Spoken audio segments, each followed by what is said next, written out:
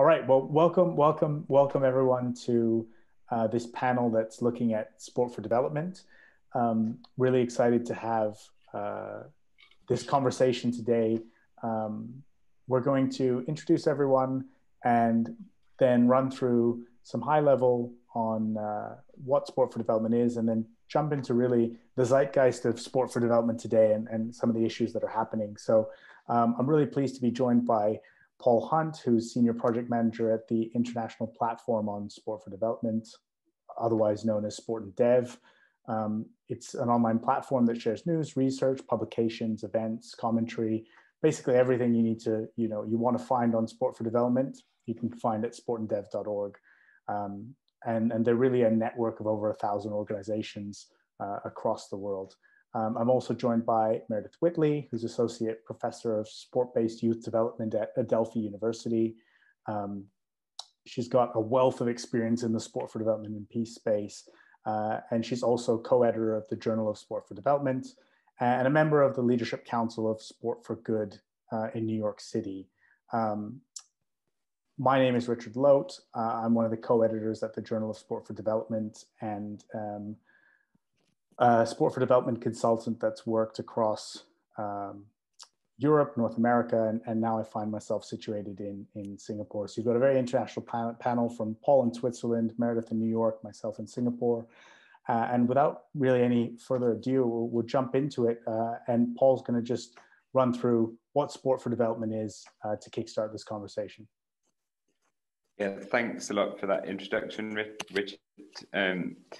So as you say, I'll begin with a quick definition of sport for development and run through a couple of prominent examples of organisations working in this space. The first thing to point out really is that there's not a definitive or universally agreed definition of sport for development. But the way I would define it is the intentional use of sport or physical activity for social and economic or environmental development. One thing to point out here is that there's a bit of debate around the definitions, especially around the word intentional, which you'll notice I used there. So I said the intentional use of sport or physical activity. Some organisations argue that development objectives don't need to be at the forefront. If we do the sport well, then it will inherently benefit individuals and communities because of the impact on mental and physical health, as well as soft skills such as teamwork and communication, which come from playing sport and physical activity. I don't necessarily agree with that point of view. I tend to think that there needs to be a program design that does focus on development objectives, but it's a legitimate point of discussion and debate. What Sport and Dev does tend to emphasize, though, is just that although sport has the potential to contribute to a wide range of development objectives, including the Sustainable Development Goals, it isn't always positive. So we do need to plan sport activities in a way that I'll ensure that they're well planned and have safeguards to ensure a positive experience and the minimization of risks. Also worth noting is that there are a range of different terms which are used, including sport for social change and sport for development and peace. These have slightly different emphases, but they are often used interchangeably. To now look at a couple of quick examples of organisations working on sport for development. The first one I will mention is Skaterstan, which is quite a high profile and award-winning organisation in this space. They are registered in Germany and they were founded in 2008. The aim is to empower children through skateboarding and education. And they work in 3 countries currently, which are Afghanistan, Cambodia, and South Africa. Alongside skateboarding, they do creative art-based education and they focus on leadership skills. The focus of their programs is particularly vulnerable groups, such as people who are excluded from educational opportunities, girls, children with disabilities, and those from low-income backgrounds. They're particularly well known for their work in Afghanistan, which is the country where they first worked. As I guess you agree, the idea of running skateboarding sessions with girls in a country that is known to be quite conservative is quite appealing and eye-catching. Skateboarding proved to be a useful tool for the organization in that context due to the sport not having a history in the country. So it wasn't attached to any cultural or gender stereotypes, and that's one of the reasons why it's been successful. The second example I will highlight is grassroots soccer, which is an adolescent health organization that uses soccer to educate, inspire, and mobilize youth in developing countries to overcome health challenges and live healthier, more productive lives. This organization was founded in 2002, and since then it's run programs across South Africa and in neighboring countries, such as Zimbabwe and Zambia. The organization uses football sessions and activity-based social learning to normalize concepts around sexual and reproductive health and rights, which are traditionally stigmatized in that part of the world. So they have a big focus on aiming to reduce the transmission of HIV and AIDS. They do also work on a range of other topics, including malaria, gender equality, and youth development. Cheers for that, Paul. Yeah, it's fantastic to see those examples, you know, and I think back to the Skatistan story about how, you know, their founder finds out in Afghanistan that sport is illegal for girls to participate in, right? And then looks at this official list of sports and finds skateboarding's not on it. And, you know, that's a real opportunity to then use sport as a hook to address various different kind of social issues they're trying to improve, you know, develop the community around. But obviously 2020 has been a wild year for a number of reasons. And it really hasn't, no one's really escaped 2020, if you will. Same goes for the sport for development space. And I suppose it would be remiss not to start by talking about that. So Meredith, can you talk to us about how has sport for development been affected by the pandemic? Yeah, totally. I think we can all say that no one's going to escape the effects of the pandemic in many different ways. And so if we think about, you know, how sport for development has been affected, I mean, first you see a number of different impacts at the programmatic level, right? I mean, you're certainly seeing some reduced impact in terms of physical activity and play and sport participation and recreation. And this includes fewer in-person sessions, particularly those that don't involve maybe outdoor physical activity or sport during that session. Some programs are certainly figuring it out, and later on, I think Paul's going to speak to how programs are being resilient, but we're certainly seeing fewer of those in-person sessions. We're also noticing for a number of sport for development programs and organizations, it's just a lot of challenges staying in touch with all of the participants, right? Thinking about the technology issues, whether it's, you know, Zoom or video fatigue, different familial obligations that may now have changed quite a bit because of the pandemic or lockdowns or different things like that. And just other quarantine and lockdown measures that may have impacted participants, whether it's kids or adult participants. So we're certainly seeing sport for development being affected in that way. And then finally, on the programmatic side, physical space concerns and challenges, right? So seeing different programs try to figure out if and how to get permission to hold sessions, whether they're indoors or outdoors. You're seeing organizations choose to move or even eliminating their physical locations, which is certainly a big change that we're seeing from a number of different organizations. If you look at the funding and staffing changes that we're seeing due to the pandemic, you know, first just looking at challenges with getting funding right now, getting funding into the future. You know, a lot of programs and organizations are struggling with that. And there's also a worry about this, how the funding priorities may shift long term. I know that organizations, you know, certainly saw funding prospects and priority shifts happen after what happened in 2008 with the recession. And so there's just some concerns about what may happen in terms of those funding priorities and options into the future and what those ripple effects could be. There's also just been challenges related to maintaining pre-COVID levels of staffing, of programming, and so on, right? And so I think that we're seeing, unfortunately, many sport for development professionals either lose their jobs or be furloughed.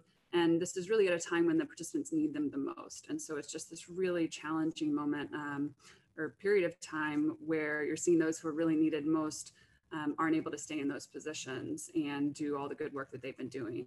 And it could lead to a long-term concern about possibly brain drain, right? So thinking about all the different sport for development professionals going into maybe right now choosing to go into different lines of work. And possibly you could lose a generation of trained coaches and trained professionals in the sport for development field and what that could do for the field. And I'm going to turn it over to Paul in a little bit, but just in thinking about how organizations are being resilient, one thing that we have noticed, and this is how sport for development is being effective, but also how they're starting to think about changing their approach, is taking more responsibility for the mental, emotional, and social health of their participants, right? So maybe they're not doing as many in-person sessions or not doing as much as they normally would related to play or physical activity or sport.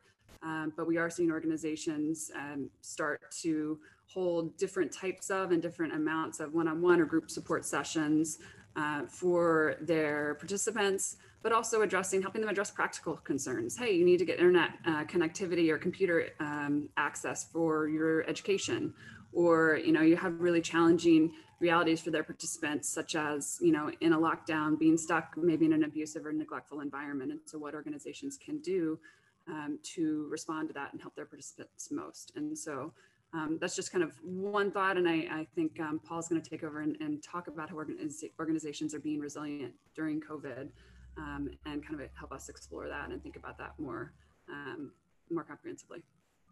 I think there's a lot you've captured there, Meredith. Particularly, I think when we look at the ability to adapt to the pandemic, right?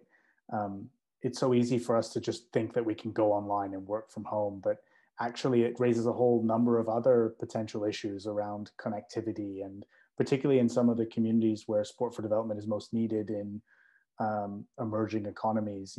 There are all sorts of amplifying effects or factors like the digital divide. It's funny, I look at the sports industry as a parallel, and it's very easy for them to find ways to push through COVID through biosecure environments or otherwise. But they've got large economic incentives to do that. Sport for development organizations don't have the luxury of being able to push through, particularly also, when you're dealing in vulnerable communities and with young people. But Paul, I know Sport and Dev did a great, article series around what is happening in sport for development during the coronavirus pandemic.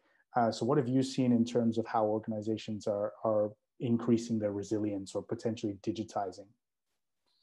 Yeah, that's right. So as you say, we launched a section on Sport and Dev where we've collected a number of different articles from organizations around the world on this topic.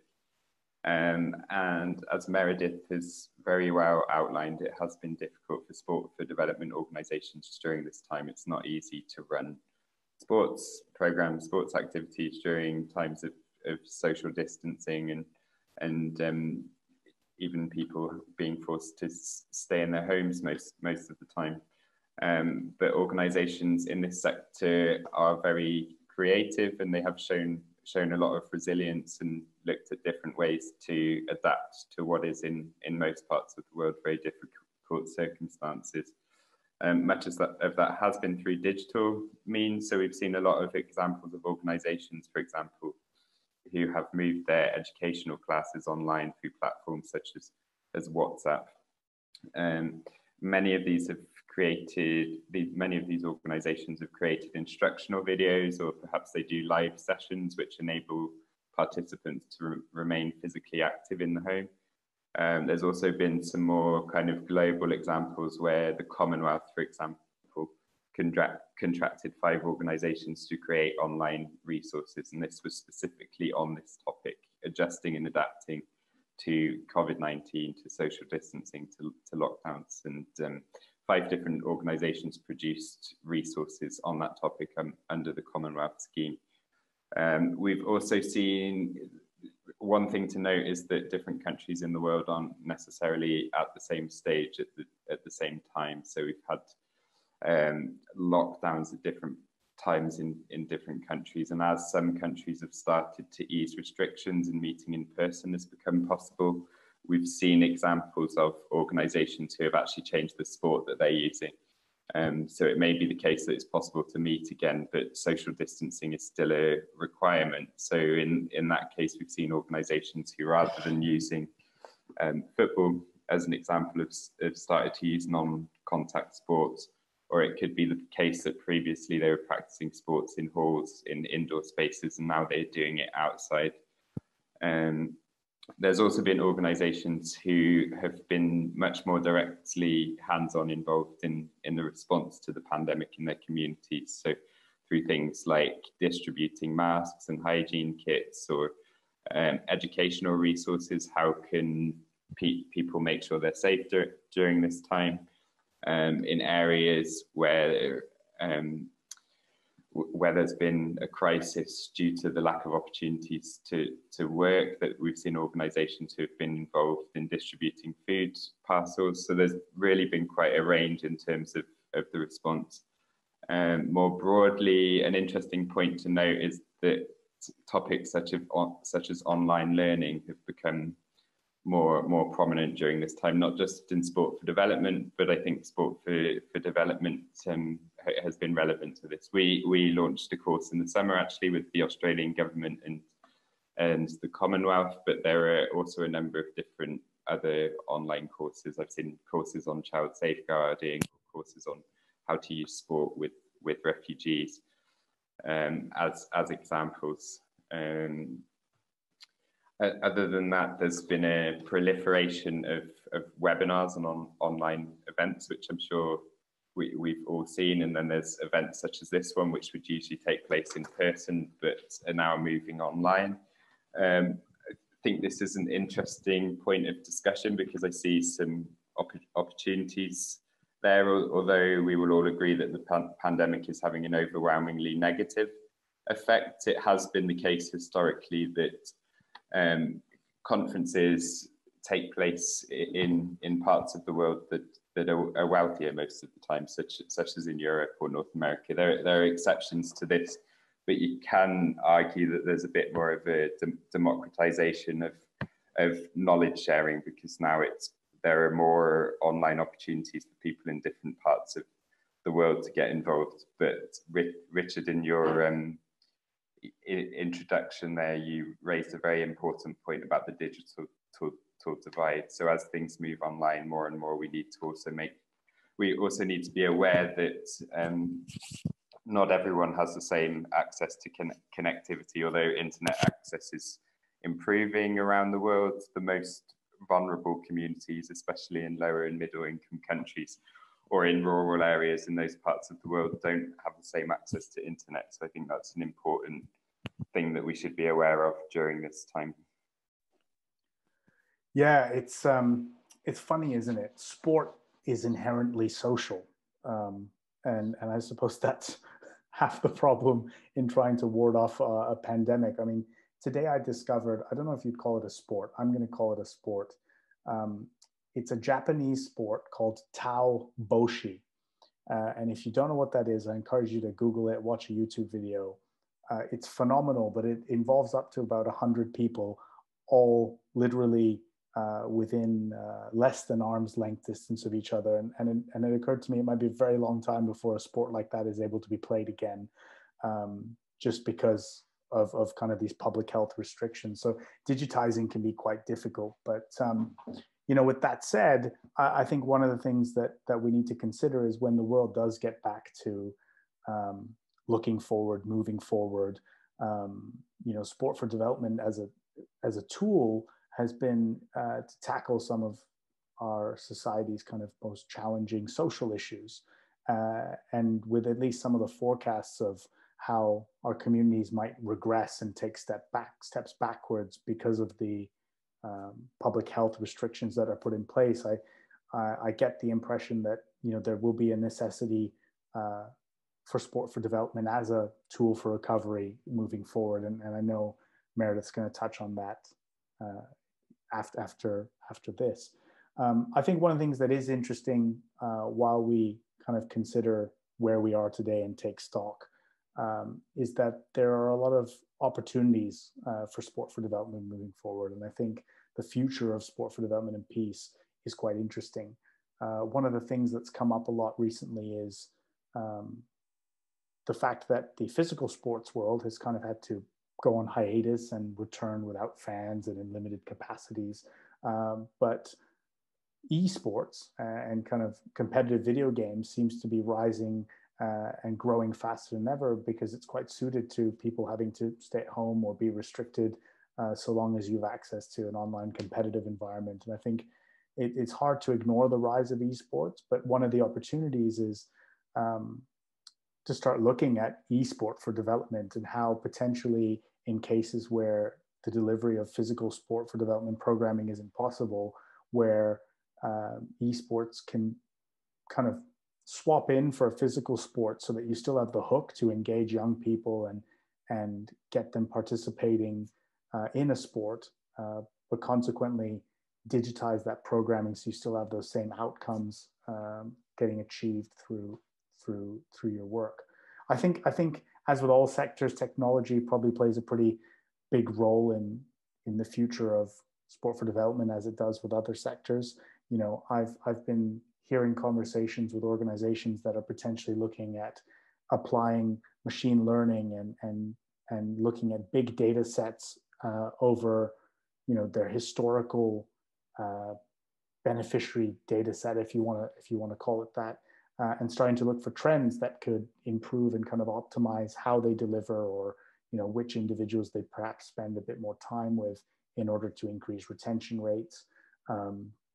You know, I think the intersection of sport for development and digital skills is a particularly interesting space, as you know, we see organizations that might typically have looked at sport for development and employment look at how kind of the future of employment is changing, and opportunities for young people and the skills they need might be changing.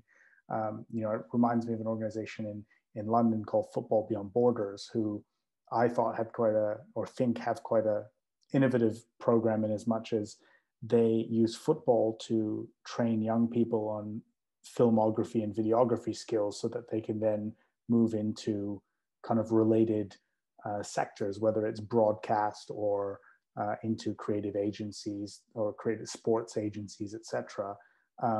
And they're one of the kind of fresher takes on sport for employment, if you will. So I think this idea of STEM programming, digital skills, and sport and education is certainly I think it's going to be one of the bigger spaces for evolution, if you will, within the sport for development and peace sector. And I suppose also, as we look at the sustainability of these organizations, particularly as, you know, programming gets halted or suspended, I think there's very much going to be a shift towards more social enterprise-based models, something that breeds a bit more sustainability with alternative revenue streams. But certainly there's no denying that as we look to recovery, I think sport for development will play a very complementary role in kind of the other recovery, you know, mechanics, as we try to get society back on track and minimize the impacts and damage of the coronavirus. But that said, moving forward, Meredith, you've been patiently waiting. What does sport for development and peace's role look like in society moving forward? Yeah, wonderful question. I mean, I think if we first, there's many different routes to consider here, and possibilities and opportunities. I mean, I think if we first focus on the personal development side, and the opportunity for programs and organizations to provide really meaningful support for participants. I mean, I think first, just thinking about the different economic challenges that we're seeing right now, for individuals, for families, for communities, just thinking about what are ways that support for development programs and organizations and other actors in this field really offer and support educational and employment pathways for participants, right? And thinking about, yeah, I think that there's a huge opportunity there, and I challenge all of us to think about ways that we can really make that happen, because it's certainly necessary. I mean, I think secondly is considering how can we best support participants' mental, emotional, and social health, right? I mean, we think about all the different things that have happened in 2020, whether it's related to COVID and the economic challenges from COVID. We're thinking about the social justice issues that have come to the forefront with Black Lives Matter and other social justice issues. I mean, I think that this just 2020 has been a heck of a year, and there really is need for sport for development programs and organizations and all of us in this space to think about how can we best support participants' mental, emotional, and social health and help them navigate this time and do so in ways that are really positive and productive and critical, right? And helping them find their pathways and their voices and how to use those. And I think that includes a need for a greater understanding and prioritization of creating trauma-informed sport and physical activity experiences for young people. And looking at the schedule, I think later today, Megan Bartlett is going to be speaking, I think, in the hour after ours. And, she talks a lot about trauma-informed coaching and program design. And so if you want to learn more about that, I would certainly tune in to the panel that she's going to be on in a little bit. I think also thinking about, instead of tailoring programs to kind of take this banking approach to education, right? Where adults or individuals who have knowledge deposit that knowledge or skills into participants. I mean, I think there's really a need for all of us to consider how can we take a different approach in our coaching and our teaching and the curriculum and programs that we're designing so that coaches and mentors and others serve more so as problem posers and dialogue leaders, right? Thinking about how can we have more critical, honest, and open discussions with participants about what's happening in the world today, about Black Lives Matter, about different social justice issues, instead of informing them on what to think, engaging with critical discussions with them about how they're thinking, how you're thinking, and having really open and honest conversations about that, and then ways to act on what you're learning in those conversations. So I think there's really an opportunity there as well for all of us to think about how we are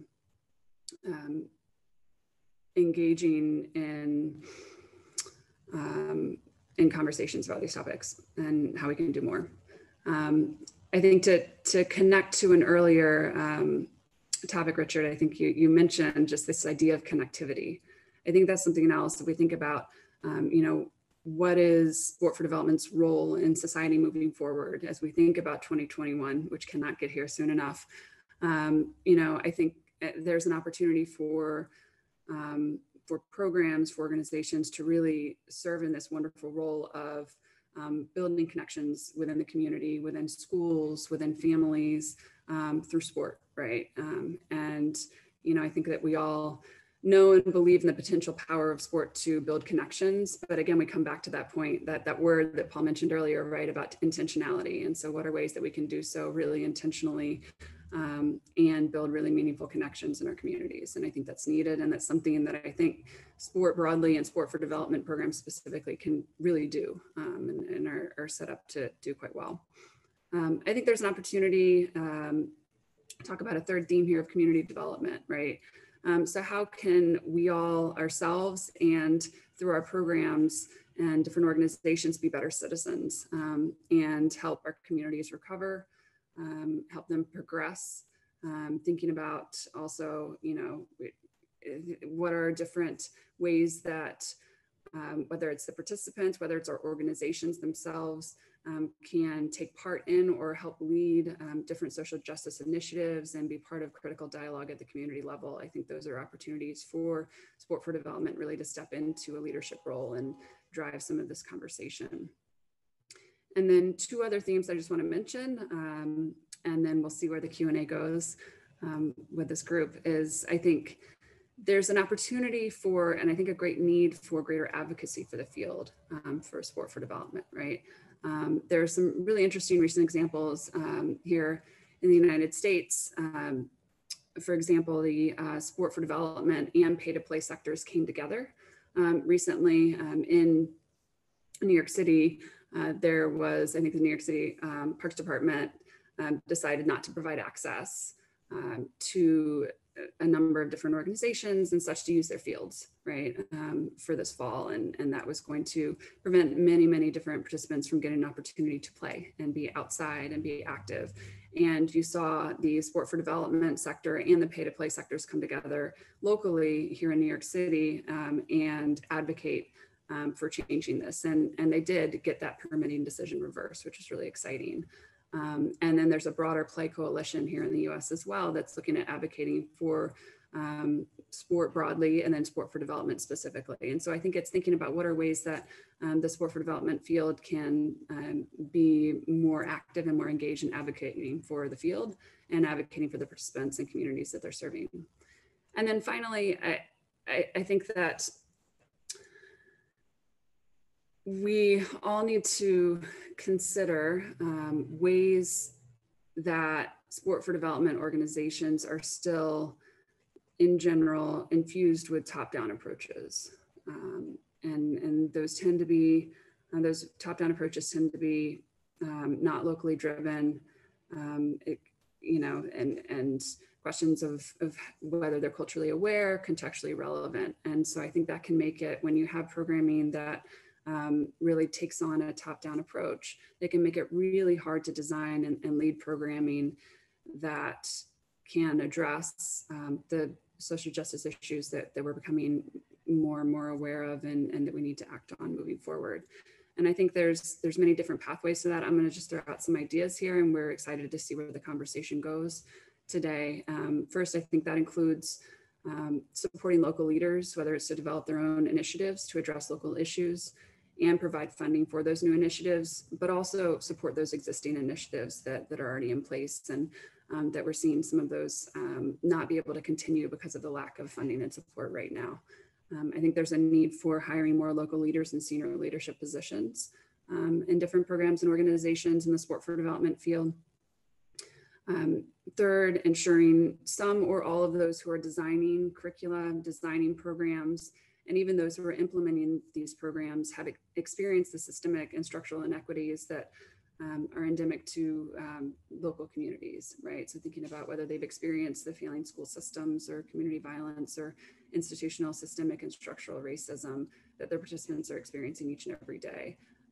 And I think similarly, ensuring those who are managing these programs and organizations have trust and have networks built within the community that can lead to really meaningful local partnerships and collaborations that can hopefully do more in affecting change right now and into the future. So those are just some of the ideas that we have that we wanted to share today, but we're also really excited to see where this conversation goes, other ideas that you may have or questions you may have about some of these topics. Great stuff, Meredith, Paul, thank you both for giving us a lot to digest. I'm really excited. I look at the panelist list, or sorry, the participants list, and we've got a really interesting mix of people, names I recognize from people at professional sports teams foundations to community sports associations, people across disability sports and otherwise. So if anyone's got any questions, please do drop them in the chat while I just kind of wrap up and synthesize here. And otherwise, very happy to kind of just jump into a Q&A session if people want to raise their hand or just unmute and jump in. But a lot of stuff to think about and digest. I wanted to pick up on a couple things. Meredith, you touched on this idea of greater advocacy for the field, and I think that to some extent also extends to just stakeholders being willing to contribute to thought leadership more broadly. I know at the Journal of Sport for Development, there's a section to specifically try and bring to the platform voices that are kind of exploring the unexplored, right? And I suppose that dovetails nicely with this idea that, when we look at sport for development and peace, you tend to see a lot of the same themes being addressed, whether it's social cohesion or gender or education or employment. And there's nothing wrong with that, but the reality is there's no reason that sport can't be used to address a number of the other sustainable development goals. And it's been very interesting to see, there's a couple programs. There's one in Brazil called Projeto Grael, which is using sailing to try and drive education around climate change and environmentalism. There's a program in Botswana, let me get this right, the Botswana Predator Conservation Trust, who've actually developed a environment and football curriculum, which is really looking at conservation and preservation in those communities. And I suppose the interesting thing is there's nothing stopping us from thinking about how sport can address issues down the road instead of simply replicating some of the successful things that have taken place, already. One of the things I think about when I think of the youth and the challenges that they may face tomorrow is, technology has been a gift in many ways, but, for anyone that's watched The Social Dilemma on Netflix, you can understand the flip side of that, right? And we see this fragmentation in society as a result of, the social platforms that we're using. And considering sport for development is used as a tool for social cohesion in so many ways, how do we evolve those programs, right, to address some of the issues we might face tomorrow instead of just facing issues today? With that said, I'm going to stop and see if anyone has any questions that they want to jump in and ask us.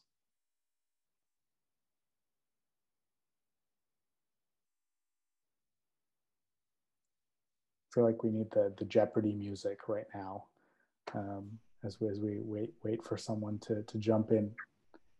Hey, Richard. Howard, I see you've unmuted. Hey. Yeah. How are you doing? Hey. Tell us what we can answer. Yeah, good to see all of you. This is an excellent panel. It's three of my favorite people who know what they're talking about in this space. I'm really curious. So I know this is a topic that's come up. I think, Paul, it was certainly on the, came up in, within the Sport and Dev platform. It's that age-old question of where does SDP live? Like, are we part of the sports community? Are we part of the NGO and the development community? We have a foot in both worlds. I think that's always been something that it seems like the practitioners in this space have wrestled with is like, where's our identity? Where do we sit? Where do we live? And just would love, kind of your takes, because I know you've all kind of heard this and been a part of these discussions over the years. And I would love to know kind of where your take is on where we're at with that question.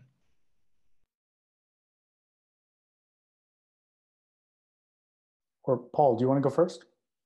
Yeah, sure. Yeah, thanks, Howard, for the question. It's a great question. Good to talk to you as well. It's one that I think which I think about quite often. What I think my initial response here is that sport for development is fairly unique in its ability to bring together such a wide range of actors who are somehow involved in or related to this space. So that can include NGOs, it can include community sports clubs, international sports federations, universities, governments, UN agencies.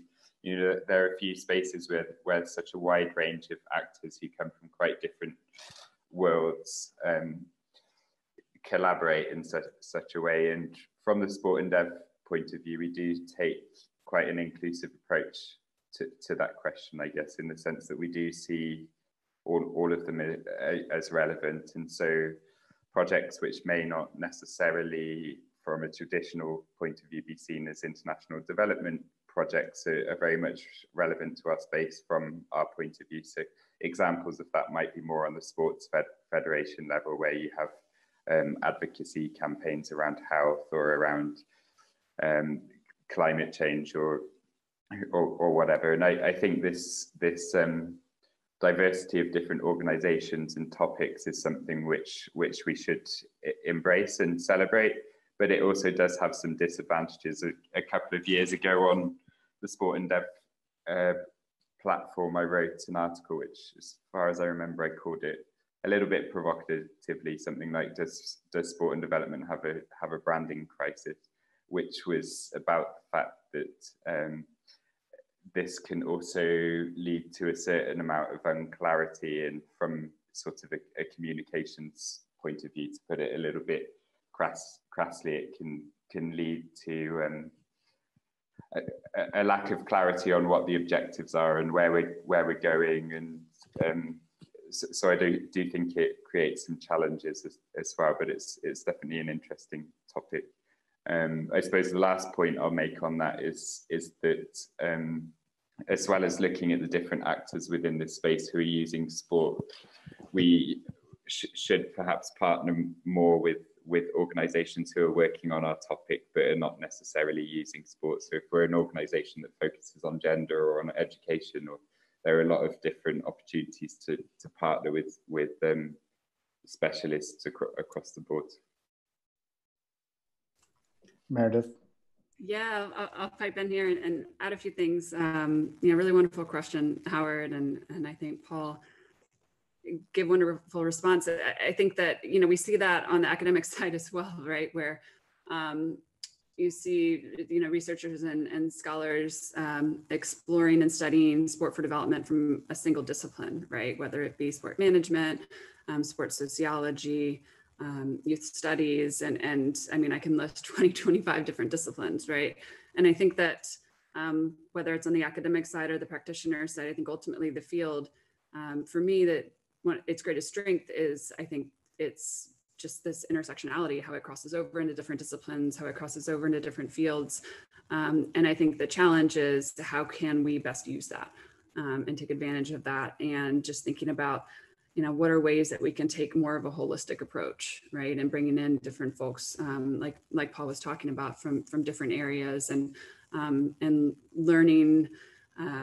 learning from them, learning what works best, and finding ways to take more of a team or systems approach to thinking about the field of sport for development. And so I think it's a strength. I think sometimes it comes down to making sure that how we're communicating or talking about the field, as Paul cited, is clear. I think that can be a little bit hazy, and so we need to clarify that message. But I think it's its greatest strength, and we just have to get a little bit better at embracing that and thinking about creating bigger teams and learning and working with one another. I'm really glad Meredith and Paul gave the elegant answers, because I'm going to give the less elegant answer. And perhaps it's even a crude answer, but I think you'll see where I'm going with this. I think when I think of your question, Howard, the question I ask is, how can the sector grow? How can we ultimately reach more people and affect more people? And fundamentally, one of the things that I've seen in the sector that I think is a challenge is there have not been sufficient new large donors into the space to really help the sector grow at the speed that you see other aspects of the development community grow. And so I think, to me, the answer to your question is it depends, and it depends on kind of where you're located. And if there's an opportunity for a sport for development organization to partner and couch itself more solidly within the sports industry, I think that makes sense in terms of attracting new funding to expand programs. But similarly, if an NGO is in a position where the development stakeholders are actually the larger players, there's an opportunity to take advantage of that. And I'll give you an example. I know at one point, Tackle Africa were doing great. They do great work around the prevention of HIV and AIDS and education around the issue through football. And interestingly, they were approached by Plan International, and a collaboration with Plan brought them a level of funding that allowed them to scale their program to kind of new heights, because fundamentally, these large development organizations like the ones that Paul mentioned have larger sources of revenue and funding to invest in these kinds of interventions. And interestingly, what one of their staff told me when we were talking was, they said they were wrestling with this concept that, if sport for development organizations, if you think of sport for development as an innovation within development, there's this whole concept of, could sport for development organizations be the innovation arm of a broader development organization? So you have access to the same sorts of resources and funds, but at a level that allows you to really reach more people. So again, it's the less elegant answer, but I think if we look at it from how do we maximize funding into the sector in order to reach more people, I think depending on the stakeholders in the ecosystem where an organization exists, there's value to aligning one way or another. So does anyone have any other questions, since we've got another 10 minutes?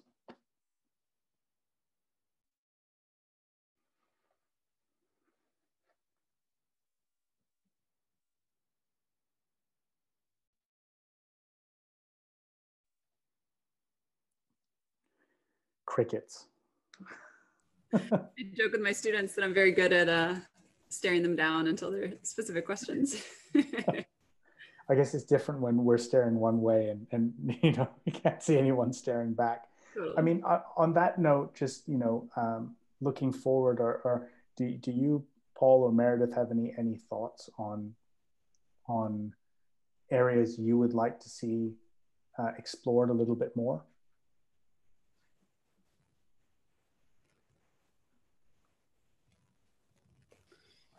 Yeah, I mean, from my side, I think Meredith, in the comments that she made earlier, a lot of the comments around social justice and inequities which exist in the sector really speak to me. You know, as a sector, I think we are making progress, but we are still very much north driven. For example, decisions made about sport for development are typically made in Europe and North America, to a certain extent in Australia and New Zealand as well, and really trying to look at ways to redress these global power imbalances, I think should be a priority over the next few years. And perhaps the pandemic provides some opportunities to look at ways to reshape going forwards and see if we can make some improvements in that respect. Yeah, I definitely agree. I think the pandemic, at least for those who have the capacity, and you know, that's another inequity question.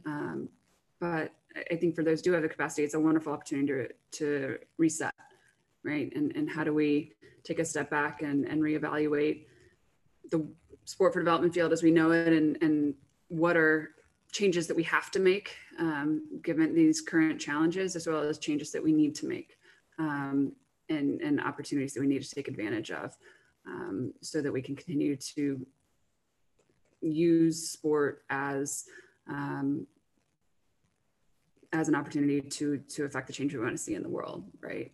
And to engage the participants in that process, and so they can drive that change themselves.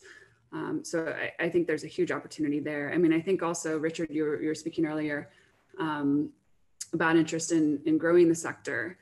And I think it's both, you know, reaching more participants, more individuals, more communities, but I think it's also, how do we deepen that impact? And so I think that, you know, the sport for development field, as others, has been critiqued at times in operating in silos, right? Whether it's the overall field or individual programs, or organizations, or even each of us as practitioners or academics or what have you. And I think, what are ways that we can break those down, ways that we can, you know, take advantage of the different partnerships and do more. And I think, you know, a lot of what I've been thinking over the past year or so, and I'm thinking more and more now, is how do we take more of a systems approach to change? How do we collaborate with one another? How do we understand what's happening, let's say in one single community, and all the different actors in that community, and, you know, what's happening, you know, before kids come into our program, what's happening after they leave, and how can we deepen the impact we have, not just for their lives, but for the overall community. And so I think about, you know, not just the quantity, but the quality piece, and ways that we can do that system-wide. It's interesting that you talk about that, and actually, to touch on something you said, Paul, you know, talking about these, you know, the imbalances, right, that tend to skew more north than south. it's interesting because there's a lot of reasons why that's the case, you know, and a lot of it is potentially tied to funding and where capital lies. But, you know, we also see that in the academic space, right? Like a lot of contributing authors come from a small handful of countries. And a lot of the reasoning behind that is because of where institutions that, you know, research and practice, you know, sport management research are based. So it's, you know, there's very much an infrastructure issue as well, right? Like you don't have the bases necessary in the places you want to try and balance out that power. So to ask the kind of $1 million question, you know, how can we start to overcome this, right? Because it feels a bit chicken and egg, right? You want to shift the balance further south. You want to have a more equitable contribution of voices from, you know, more than just the handful of countries that currently are kind of leading voices on the topic. But the way that we're set up is that we need something established there before we can get that. So, you know, if you have to come up with hacks or ways around that, you know, short of getting, you know, a funder like the Bill and Melinda Gates Foundation or Comic Relief or Laureus to just literally uproot and say, we're moving our headquarters to the Philippines, right? And making a shift that big, which seems unlikely. How can we hack our way through this and try to move the needle?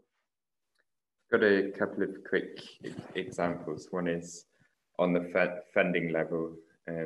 Women Win have been involved in coordinating a couple of pooled funding schemes recently. So if there's anyone that doesn't know, this is an organisation that uses sport for the empowerment of women and girls, and they've worked in a lot of countries around the world, but they're based in the Netherlands, and they talk a lot about the democratization of fundraising schemes. And, you know, not being involved in it, I'm not the expert on it, but from what I understand, it's based on a kind of governance structure where you have both grantees and the donors on this governance structure and making decisions on how the money is spent, and even on new grantees that are awarded funding.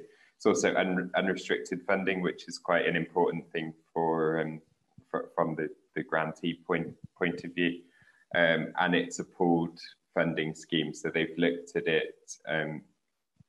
They've looked at a wide range of different potential donors and who could contribute to this, and brought them in. So you have a wide range of different organisations from different parts of the world, and also in, you know, this funder grantee relationship is one where there's typically a power imbalance. So it's quite a good example of one way that can be addressed. I view it as quite innovative at this point. I'd love to be proven wrong on that, and you know, discover that there are more similar schemes around than I'm aware of. But yeah, I think it's an example of a different approach.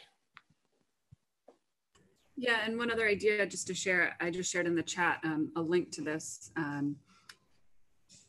is the possibility of having place-based sport for development accelerators. And so thinking about in specific communities, what are ways that accelerators could support emerging local leaders in growing their capacity, their networks, and their organizations. And so I think that could be one interesting way to take a place-based approach and really support local leaders. And yeah, this link provides a link to the full article. So hopefully there's no challenges with the paywalls or anything like that. That's great. We've got a couple more minutes. If anyone's got one last question to chuck in, I'll give it a few seconds if someone wants to unmute and say something. But otherwise, Meredith and Paul, thanks for joining. I do enjoy how international this panel has been, at least in terms of where we're located. Really grateful for all the participants that joined us. I hope that there was something useful in this for everyone. Certainly, I've been told that this session's been recorded, so it will go up if you want to revisit anything that was said or share it with someone that wasn't able to join us today. Certainly, if you've got any questions or you want to follow up with any of us directly, you know, Meredith's just dropped her email within the chat window. I know we're all quite easy to find on LinkedIn and things like that. So please don't hesitate to reach out. You know, we've all got to stick together and help each other through 2020 and through 2021. So if there's anything else we can share, please do get in touch. And otherwise, thank you all very much, and I hope you enjoy the rest of the programming today. Thank you, everyone. Stay Thanks, safe. everyone. Thanks very much, everyone.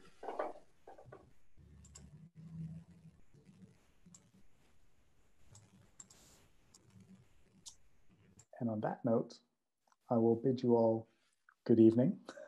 and I'm going to go to bed. It's 1 a.m. here. Have a good day, everyone, and we'll see you soon.